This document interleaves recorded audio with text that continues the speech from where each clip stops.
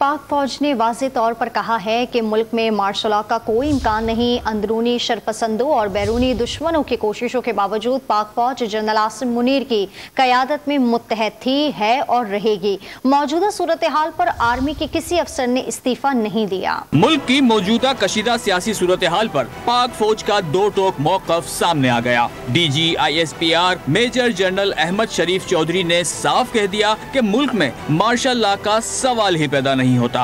I want to say very clearly that general Asim Munir उनके नीचे army की सीनियर लीडरशिप दिल-ओ-जान से जमहूरियत की सपोर्ट करती है और करती रहेगी।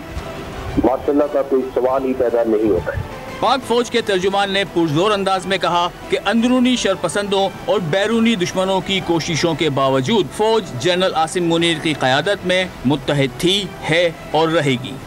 अंदरूनी शरपसंदों और बैरूनी दुश्मनों की पूरी कोशिशों के बावजूद army chief of army staff general Asim Munir के अंदर मुत्तहद थी, मुत्तहद है और मुत्तहद रहेगी। उसको तस्लीम करने का ख्वाब ही रहेगा। DGISPR ने वाज़ेह किया कि मौजूदा सूरत हाल पर पाक फौज के किसी अफसर ने इस्तीफा दिया है और न ही हुक्म अदूली की है।